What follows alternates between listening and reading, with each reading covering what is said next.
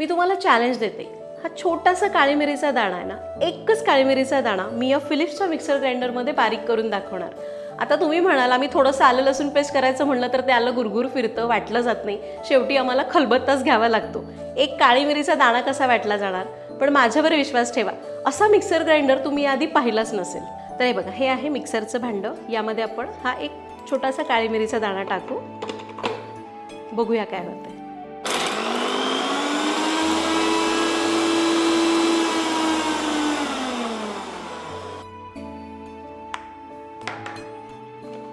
वा, हे बघा, आहे ना परफेक्ट, एकदम परफेक्ट ग्राइंड झालंय। कारण हा काही साधा सुद्धा मिक्सर ग्राइंडर नाहीये, हा आहे फिलिप्सचा मायक्रो मिक्सर ग्राइंडर, ज्यामध्ये मायक्रो ग्राइंड टेक्नॉलॉजी आहे। आता याला ना 4 मोड आहेत बरं का। एक आहे कोर्स मोड जो जाडसर वाटतो, एक आहे फाईन मोड जो बारीक वाटतो, सुपर फाईन मोड जो एकदम बारीक वाटतो, आणि क्लीन मोड जो जार एकदम पटकन साफ करतो। आहे ना भारी? आता तुम्हाला जेव्हा स्वयंपाकात अडचणी येतात तेव्हा त्याचं सोल्युशन म्हणजे सरिताज किचन। त्यामुळं मी असे वेगवेगळे किचन अप्लायन्सेस वापरून त्याचे रिव्ह्यूज देत असते। तुम्हाला जर नवीन मिक्सर ग्राइंडर घ्यायचा आहे किंवा तुम्हाला जुना मिक्सर ग्राइंडर बदलायचा आहे तर तुम्ही या फिलिप्स मायक्रो मिक्सर ग्राइंडरचा विचार करू शकता।